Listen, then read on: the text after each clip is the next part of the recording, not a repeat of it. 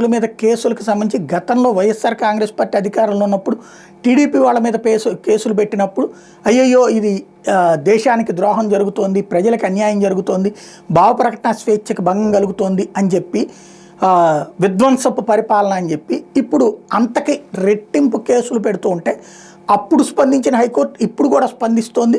సీరియస్గా ఆనాడు వైసీపీ ప్రభుత్వాన్ని తప్పుపట్టిన హైకోర్టు ఇప్పుడు తెలుగుదేశం ప్రభుత్వాన్ని కూడా నిలదీస్తోంది. రాష్ట్రంలో పోలీసుల అతి మీద హైకోర్టు మరోసారి నిప్పులు జరిగింది. పెద్దల మెప్పు కోసం పనిచేస్తే సమస్య వచ్చినప్పుడు వాళ్ళు వచ్చి మిమ్మల్ని కాపాడరని వ్యాఖ్యానించింది.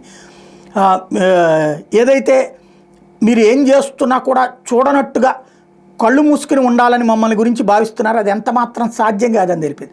పోలీసులు తీరు చూస్తుంటే మాకు బీపీలు రైజ్ అవుతున్నాయి అన్నటువంటి పాయింట్ చెప్పుకొచ్చింది. చాలా ఘాటైనటువంటి వ్యాఖ్యలు చేసింది.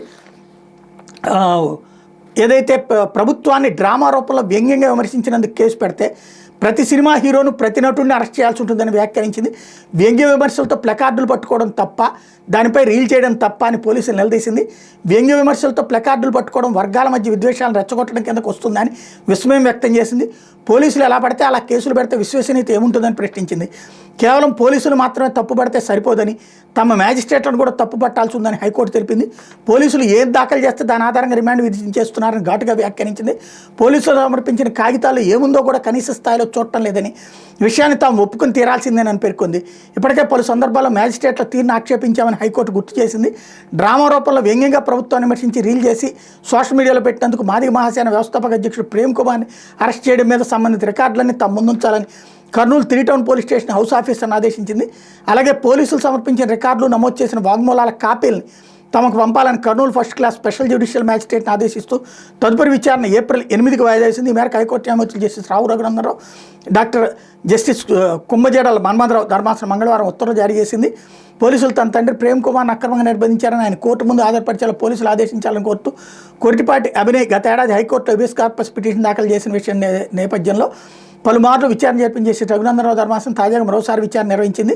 అవినీతి తరపు న్యాయవాది వేలూరు మహేశ్వర్ రెడ్డి వాదనలు వినిపిస్తే పోలీసుల తరపున ప్రభుత్వ ప్రత్యేక న్యాయవాది విష్ణుతేజ వాదనలు వినిపించారు. డ్రామా రూపంలో వ్యంగ్యంగా ప్రభుత్వాన్ని విమర్శించినందుకు బలవంత పశువులకు పాల్పడడానికి కేసు పెడతారా, అది కూడా అరెస్ట్ సమయంలో 300 రూపాయలు దొరికాయంటూ అని ధర్మాసనం విస్మయం వ్యక్తం చేసింది. పోలీసులు తప్పుల మీద తప్పులు చేస్తున్నారని, ఇలా చేస్తే సమస్యలపై ఏదైనా సమస్యలు ఎదుర్కోవాల్సి ఉంటుందని స్పష్టం చేసింది. ఈ సమయంలో మహేశ్వర్ రెడ్డి స్పందిస్తూ నానా పటేకర్ నటించిన వజూద్ సినిమాలో పోలీసులు వివరించిన రీతిలో ఈ కేసులో పోలీసులు ప్రవర్తిస్తున్నారని తెలిపారు. సోషల్ మీడియా యాక్టివిస్టుల పట్ల పోలీసులు ఏకపక్షంగా చట్టవిరుద్ధంగా వ్యవహరిస్తున్నారన్నారు. సుప్రీంకోర్టు మార్గదర్శకాలను సైతం బేఖాతరు చేస్తున్నారని, ఈ నేపథ్యంలో చట్ట నిబంధనల గురించి పోలీసులు జాగృతం చేయాల్సిన అవసరం ఉందని ఆ దిశగా ఉత్తర్వులు జారీ చేయాలని ధర్మాసనాన్ని అభ్యర్థించారు. ఈ సమయంలో ప్రభుత్వం ప్రత్యేక న్యాయవాది జోక్యం చేసుకుని పోలీసులు చర్యను సమర్థించే ప్రయత్నం చేస్తే ధర్మాసనం ఆయన్ని కూడా వారించింది. తప్పు చేసిన వాళ్ళని వెనకేసుకు రావద్దని హితవు పలికింది. ప్రేమ్ కుమార్ని అర్ధరాత్రి అరెస్ట్ చేస్తారా, అంత అత్యవసరంగా అరెస్ట్ చేయాల్సినంత కేసు ఇది.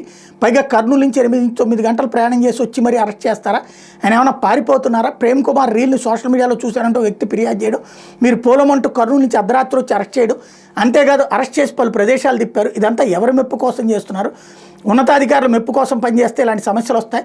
ఓ వ్యక్తిని ఎక్కడ అరెస్ట్ చేస్తే అక్కడ వ్యక్తుల్ని పంచాయతీదారులుగా చూపాలి. కానీ ఈ కేసులో కర్నూలు పోలీసులు తమ వెంట అక్కడి నుంచే పంచాయతీదారులు తెచ్చుకున్నారు. దీన్ని ఎలా అర్థం చేసుకోవాలి? పోలీసులు కొత్త పద్ధతులు కనిపెడుతున్నారు. మీరు ఇలాంటివి చేస్తుంటే మీకు కళ్ళు మూసుకుని ఉండాలని భావిస్తున్నారు. మీరు ఇలాగే వ్యవహరిస్తుంటే చాలా సమస్యలు వస్తాయి. తప్పు చేస్తే కేసు పెట్టడం, అరెస్ట్ చేయడం తప్పు కాదు, కానీ అరెస్ట్ చేయడానికే కేసు పెడితే సమస్య అంటూ ధర్మాసనం పోలీసుల మీద తీవ్ర ఆగ్రహం వ్యక్తం చేసింది.